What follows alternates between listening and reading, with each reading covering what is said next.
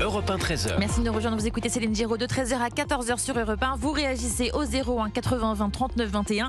Et Céline, on vous retrouve avec Louis de Raguenel, chef du service politique d'Europe 1. Oui, parce qu'on va parler avec Louis. Bonjour. Bonjour Céline, Merci bonjour à d'être tous. Voilà, avec nous en direct de cette fin du suspense. C'est cette semaine que les ministres délégués, les secrétaires d'État vont être enfin connus dans ce gouvernement Gabriel Attal. Alors avant d'en parler, peut-être un mot sur François Bayrou qui pourrait être de retour du coup parce qu'il vient d'être relaxé. Alors pourquoi a-t-il été relaxé ? Eh bien, la justice considère que, le dit avec ces mots-là, il y a le bénéfice du doute sur son implication dans l'opération de détournement de fonds dont a bénéficié le MoDem, le parti politique de François Bayrou. Pour résumer très rapidement l'histoire, ce qui a été reproché, ce qui est reproché par la justice au MoDem, en fait, c'est d'avoir utilisé des collaborateurs qui normalement devaient être des collaborateurs de députés européens et de les avoir fait travailler non pas pour les députés européens, mais pour le parti politique du MoDem.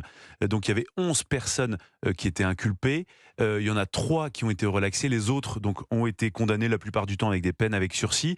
François Bayrou est relaxé parce que la justice n'est pas parvenue à démontrer que François Bayrou a organisé, s'est impliqué personnellement dans cette organisation de détournement de fonds.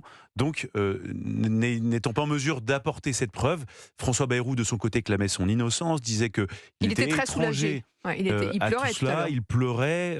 Il explique que, d'ailleurs, ce sont 7 années de calvaire qui prennent fin aujourd'hui. Conséquence, Louis de Raguenel, pour le MoDem, directement par rapport à ce qui se joue actuellement sur la nomination, la suite de la formation du gouvernement Attal. Alors, dans le précédent gouvernement, le MoDem disposait d'un ministre plein et de 3 secrétaires d'État. Aujourd'hui, le MoDem ne dispose que d'un ministre plein, c'est-à-dire Marc Fesneau, le ministre que maintenant beaucoup de Français connaissent, le ministre de l'Agriculture. Donc l'objectif pour le MoDem, c'est au moins d'avoir la même représentation au sein du gouvernement et, si c'est possible, d'avoir même un petit peu plus. Et pourquoi pas, maintenant qu'il est relaxé, le retour de François Bayrou au sein du gouvernement. Aujourd'hui, François Bayrou est haut commissaire au plan. C'est un poste qui est assez important, mais il ne fait pas partie du gouvernement. Et sa mission, jusqu'à aujourd'hui, c'était d'essayer de faire ce qu'on appelle de la planification. C'est-à-dire imaginer la France de demain. Imaginer comment est-ce qu'on peut faire mieux avec l'administration pour satisfaire les Français, pour aller plus vite.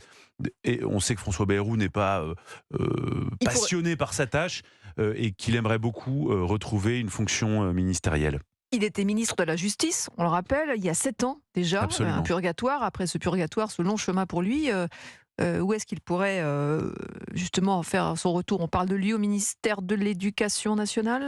Alors il pourrait tout à fait effectivement aller au ministère de l'Éducation nationale, là où Amélie Oudéa-Castéra, qui est la titulaire du poste, semble de plus en plus fragilisée dans les polémiques à cause de l'histoire de la scolarisation de ses enfants dans le collège Stanislas.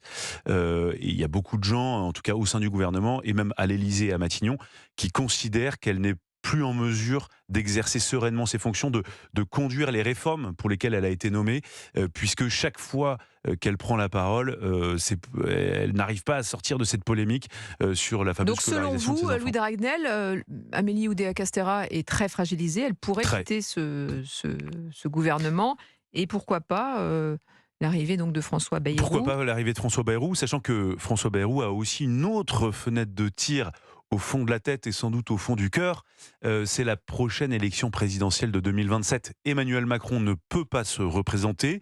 La question qui se pose, c'est qui sera l'héritier de ce qu'on appelle le bloc central ? Peut-être pas l'héritier d'Emmanuel Macron, mais qui incarnera les voix du centre-droit, centre-gauche pour la prochaine élection présidentielle. On sait qu'Édouard Philippe a très envie. François Bayrou est fort quand même de plus de 50 députés à l'Assemblée nationale. 2 candidatures au présidentiel. Absolument. Et lui-même, souvent quand on discutait avec lui, disait « Vous allez voir, je serai le Joe Biden français » pour surtout montrer que son âge, il n'est pas si vieux que ça, mais son âge n'est pas un obstacle pour être le successeur d'Emmanuel Macron à l'Élysée. Louis de Raguenel, dernière question. Quelles sont les autres indiscrétions dont vous disposez sur les futurs entrants dans ce gouvernement ? Alors c'est très compliqué de sonder. Je pourrais vous donner des listes de noms à la Prévert, parce qu'en fait, il y a des Mais c'est pas ministres qui votre nous genre. appellent, Mmh. qui ont envie d'entrer au gouvernement, du coup, qui vous demandent de pousser leur nom. Vous avez ceux qui ont de fortes chances d'entrer au gouvernement et qui veulent surtout pas qu'on donne leur nom parce qu'ils pensent que ça pourrait voir leur nom se faire rayer Oui. de la liste. Donc Donc voilà, nous ce qu'on sait, c'est qu'il y a un vrai point faible autour du ministère de l'Éducation nationale.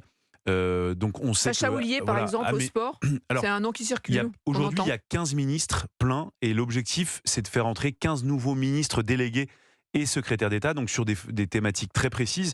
Donc évidemment, il y aura un secrétaire d'État en charge du sport. Il y a les Jeux Olympiques qui ont lieu l'été prochain. Donc ça, c'est une évidence. Il y aura ce portefeuille-là. Il y aura un ministre ou un délégué ou un secrétaire d'État au logement. C'est une évidence. On parle typiquement de Carl Olive, le député des Yvelines. Il y aura au moins un secrétaire d'État, mais je pense que ce sera plutôt un ministre délégué à la santé. Oui, C'est une thématique obligé. quand même extrêmement Oui. importante. Et on parle voilà, notamment Agnès Mmh. Pannier-Runacher, même si ce n'est pas encore fait pour elle. Merci beaucoup Louis Dragnel pour toutes ces précisions. On en parlera évidemment dans nos différentes Merci. éditions et ce soir avec Hélène Zellani, Europe 1 Soir. On se retrouve dans quelques instants, les auditeurs, les amis. Restez bien avec nous. On va parler de la sécurité à 172 jours des Jeux Olympiques. Faut-il s'inquiéter puisqu'il y a eu cette agression, cette attaque au couteau du côté de la gare de Lyon? À tout de suite.